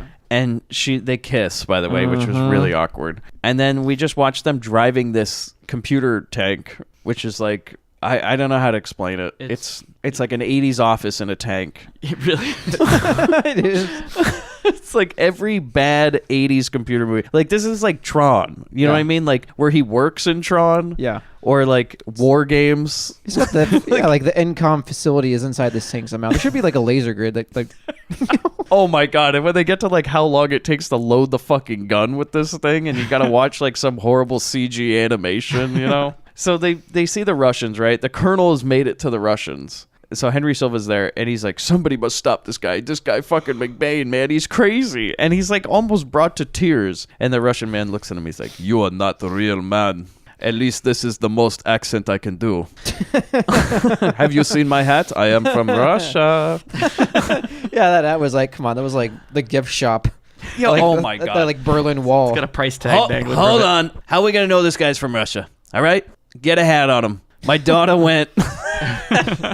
Yes, I have a daughter. Put this little hat I got on it. Got the little hammer sickle, you know? How do you know? I know he's wearing this fucking big fur hat in the middle of the desert in Mexico. But you know those Russians. Huh? So the tank, we go to the tank, right? And Busey and Shepard are just pushing random buttons. Because they're like, how do you load the guns in this thing? Yeah, this is where the coffee machine comes out, and this is where... Yeah, he goes like, hit that one on the left. And this like coffee machine, this Mr. Coffee, by the way, that's already full of coffee. Yeah. Pops out. Perfect. Perfect. It's bizarre that it's a full coffee machine with like a glass container and everything, and it's all shaking everywhere. And Busey just goes, hey. And then she flips a switch and like poisonous gas gets released into the tank. I like how poison gas goes into the tank. Yeah, Busey's like, oh, turn that off. We'll save that for later. Have you ever strangled yourself while you're doing it? Yeah, we'll talk about it later. So we go back to Terracon, and the Midi Fidel's like, I'm in charge now. Let's burn down that church. Why not? Then Busey and Devin roll up in the tank. Okay, here's the thing. They roll up in the tank, and everybody starts freaking out, and I go, well, how do they know that Busey's in that tank? Yeah, there's no reason to be. They can't see them. Well, they know that tank's not supposed to be there. Yeah. Yeah, but It's supposed to be with the Russians, so it's either the Yankee or guess. the Russians are coming to kill him. Yeah, I don't know. And so we go see, like, the prisoners are trying to break out of the church, and they just start shooting people, and none is shot dead. And then Busey rolls up to the tank, and everybody's shooting at them. Guns, tanks, rockets, everything. Nothing damages the tank, and I mean not even a fucking scratch on that paint. Nothing. And there's a big, like, protracted, like, long, drawn-out scene of, like, a minute long of the dust settles and the tank rolls up, and it's like, we know he's fine. And then Busey drives a tank right into the middle of Terracon, right? And that's where we see these bad computer graphics where it's like, load the gun. And then it's just, you got to watch this thing where it goes, blip, blip, blip, blip, blip. Watching Dig Dug go. Yeah, it's like, and it takes fucking forever to load the weapons in this thing. He's like, is it ready yet? Loading? What the fuck? It's like a CD-ROM. It's not reading. God damn it. And so it takes forever to load these guns. Then they just shoot a bunch of people dead, right? Yeah. And then Busey shoots a building that he thinks that general's in, Mini Fidel, and he just goes, adios, amigo. Okay. And we've used that quip like twice already. Yeah, and then he's running out of them. And then the Russians arrive in their helicopter, and the colonel walks out to see Terracon in a real mess. Like, Henry Silva's like, oh, no. This is like where all those like little rockets are being shot off of the tank and the big shells. If you're watching when they cut over to the other people, doesn't it look like a Universal Studios like stunt show? Yes, yeah, it Totally looks does. exactly like Yeah. the fucking stunt show. Absolutely. It's 12 o'clock. There's a tram in the background. The audience has filed into those bleachers. Yep. And so then you see Busey shoot a helicopter, and his one-liner is, take this, Igor, which I was like, what the fuck? Really? I guess that. Take this, Igor. And then Busey leaves the tank to get the prisoners, right? And he just starts shooting a bunch of guys. And I write, honestly, just making more of a mess. Because once Busey arrives, all the people start dying. Like, the prisoners start dying. They shoot the army boss. They shoot a priest. He's really doing more harm than good at this point. Yeah. And then Devin, okay, so Shepard gets out of the tank and the Russian Hat Man takes her hostage. And then Busey comes out and he finds out this is the same guy that killed, well, actually, that made him shoot her fiance in the chest. So he's like, oh, I gotta kill this guy. The guy he threw this on. Oh shit, he knows the real dirt. So he shoots this guy right through the star on his hat, and blood just pours out, and he dies on the ground. And then Busey and Shepard hug, and that's that. We go to a border crossing. He says you need to lift back home. So, like, okay, so we go to this border crossing, which is, like, the fucking worst set ever. Like, the American border is just one man. It's the same road we've been doing scenes on. We just set up a little border cross set. Yeah, It looks like a German border from like the movie Stripes. Or absolutely. something. Absolutely. Where they take the urban assault vehicle. Yeah. It's so fucking ridiculous. It's a dirt road to get into America with one man, one old man who's a guard. And now nobody there's else. this bizarre gag they went with that doesn't even really have a payoff or a punchline, but white Cheech and Chong roll That's through. what I was gonna say. It's like two white guys, like, And they're doing bad Cheech and Chong. One guy's doing the hey man, and there's no joke here. It's just like white guys had to like Cheech and Chong, and they roll like Mr. through. Crown is just fucking dying laughing over this. Like, oh my god. It's one of his note cards, he's like, did you get that part I told you about that I wanted in there with those fucking white guys in that convertible? That was This guy so does fucking a Tommy funny. Chong. You're not gonna believe it. He's like, I can't do it. But he's really good at it. Yeah. I can't do it. I shouldn't even try. Hey man, I'll leave it to the professionals. It's, you ever seen that Cheech and Chong? That's great. Guys smoke a lot of that reefer. Whatever they call it. all the stuff they get into. Guys throwing up. I think we get our own, but you know what the only problem with Cheech and Chong is? That they're not white. It would be way funnier if we could relate to them. Yeah. So get two white guys. And then they just kind of go through the border. It means nothing. And then The music that's playing as they roll through the border is like soaring over California from California Adventure. yeah, like I said, they've dropped the saxophone. It's weirdly inspirational music playing. And then Busey and Shepard just roll up with the Jeep and the tank. Well, Shepard rolls in with that Jeep, and then the security guard goes, hey, you have anything to claim that you're bringing over to Mexico? She goes, actually, yeah, I'm bringing this thing behind me. And the tank rolls in. And he totally just lets it roll into America. A tank into America. Busey just kind of gives him a little salute, like, yep, it's me, Butthorn. That would have been great. That's why we need that wall. Yeah. That would have that would have been great if he goes, you have anything to declare? And Busey goes, yeah, Butthorn. And then that's how the movie ends. Like, just... Well, he should have bent over and like an actual horn comes out of his butt. That's the big like twist. Well, that was the whole thing that they Very wouldn't let him Monty put in the Python. movie. Yeah. That there was this whole running gag, in the movie where Busey would bend over and blow a horn sound out of his ass. Yeah. And they cut it all out of the movie. Oh, It yeah. just didn't work. It was actually his partner the whole time. Totally, it didn't work. Yeah. I swear I'm not doing the horn thing again, McBain. Get over here. Okay, so recommendations. Yeah, definitely. Yeah, This is a good it's fun fast one. enough. It's good. It's a lot of fun. Like, yeah, it's terrible, but it's the good terrible. It's literally one of those movies where it's like in the background of a legitimate comedy movie that plays as a gag. Like you Yeah. watch it and you're like, this is Absolutely. Like when the Simpsons do a McBain joke. Yeah, this like is- you can just watch this movie. Yeah. Like because this is fucking crazy. Now, I wonder which came first. Simpsons I started don't know pretty early, but exactly. I'm not sure. Simpsons, yeah. I do know that like what I'm wondering was was this movie self-aware? Or did Busey they wasn't. did they like think this was a serious movie? Because I'm wondering because at some points it seems like it takes itself very seriously. Well, you know, it's got rape coming in it. out. It's coming out after Lethal Weapon, so you're trying to do the wink at the camera. Like we got a lot of jokes, but it's still an action movie. They're trying to ride, with a foot in each side. Because that saxophone scene seems very serious to me. Like it doesn't seem played off as a joke. There They're has like, got to be this something is that hit really the cutting room deep. floor that expands upon that. Yeah, it's called voiceover. That's all we need. There is if we had voiceover explaining these scenes, if we can make Blade Runner better, here. Oh, it's him going. because like the saxophone scene to me seems like they were three friends, and then when Benson died, when he killed Benson, they became lovers, and he took over. But there's nothing to show any of that. We just watch this. You have to piece that together yourself. Yeah, This is directed by the guy who directed Jocks, which is a comedy, right? Which is totally self-aware. And I can't get out of my head that is he must have known, right? Because this is legit insane. Most of this movie, you have a guy just running around like Duke Nukem, just fucking blowing everybody up, not giving a shit. Well, this just was like, also hey, fuck it, I'm bulletproof. This was the height of that action era in movies in the 80s action. So they were just trying to rip that off and just throw a few jokes in there. I mean, this is like Mr. Crown being like, "Hey, Schwarzenegger, Stallone, fuck you, Busey. You want to see a guy run around as a one-man army? We'll make him fucking oh my god, write that down. Bulletproof." Yeah. It's just like they've taken every trope from Predator and like Commando and everything and been like, we're gonna go over that. Yeah. In fact, we're gonna go so over. He doesn't even lift weights. He doesn't do any kind of fitness routine. He doesn't even sneak around. No, he's the everyman of this movie, this genre. Was this rated PG-13? Oh no, this was R for sure. I don't know. I can't think of any. I can't think of any Oh, you're right. He does call everybody Butthorn. I think it made not. I think this was an action film made for PG-13 audience. That's fine. It has to be. Which is why it wasn't as good. What do you mean not as good? This As- movie's it wasn't. No, it was rated R. Oh, really? Yeah.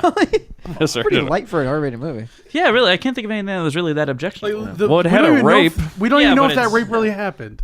Oh my god. Oh no! Oh my god. Rape denier here. Oh There boy, we we go. need that rape kit to be open. No, I mean, Here they we never go. explicitly said it. It obviously happened. Oh god. Do you guys hear that sound? Yeah.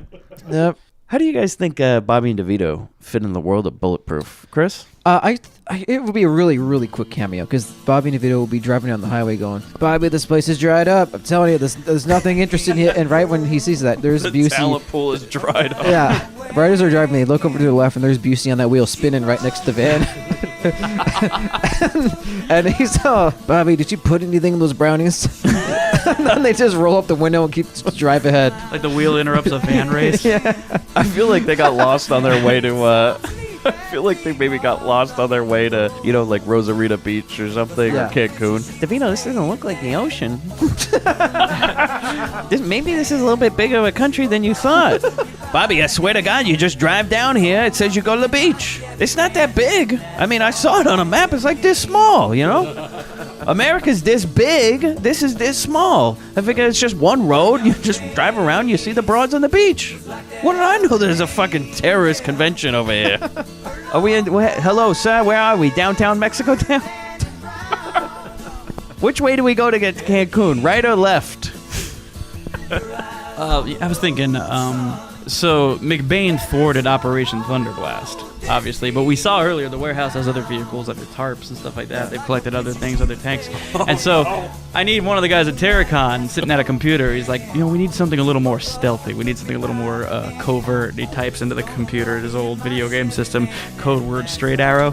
And you just hear... and then Like out that from MIDI behind sound. a big tarped vehicle come Bobby and DeVito wearing Russian hats. What if it was so amazing? Like, what if they were gonna meet the Russians, but it was just Bobby DeVito? It's just the Russian. DeVito, what is the plan? Bobby, they head abroad with them. Yeah, I'll tell you, this Terracon's a real sausage party. I don't think the guy running this likes women too much. He was just refusing. It's a Hughes refuse. A Hughes refuse. Do you have any Hughes clues for us? I've given all my clues for this movie as far as I can piece together. This movie had a lot more continuity than most. It was a good movie. It was a legit. It was I a love this legitimate movie. It's By the it's way, a solid 80s quip action movie. if you watch this on YouTube, which it is still up there in full, it says it's an hour and 40 minutes. It is not. It's an hour and 27 minutes or something, and then they just, for some reason, put the beginning back in the movie. It's the best part. They want to Yeah, they're like, play it "Hey, again. watch it again." Encore. Remember that ice cream truck? Remember Danny Trejo? Remember how this movie was completely different? And then Busey got a whole that script for the third rewrite. Yeah, you know what? I've always wanted to go to Mexico. So thank you for joining us on another episode of The Grindbin. You can find us at grindhousefilm.com, Twitter, we're at GrindPod, Facebook, The Grindbin Podcast, Instagram, The Grindbin Podcast, and wherever else, social media and stuff. Connect with us. Talk with us. There's a lot of great people posting things. The website, you can post on there, post comments on there. Facebook, we get a lot of interaction. And then on Twitter, we get a lot of tweets. So we appreciate all those. Absolutely. Love it. Hughes, you got anything to plug? Nah, not today. Bobby? No, I'm good. I'm good. No plugs this All episode. right, well. Bobby, don't sit on the butthorn. Hey, Bobby, I got the money. Yeah, I made the tea. But you're a hooker. Get that goddamn thing out of your mouth. Spooky ain't got no real coach. Hello, pizza man. We're gonna play a little game, baby. I just love fun and games. Get a little girl all hot and horny. This is Los Angeles. You could have looked decent once in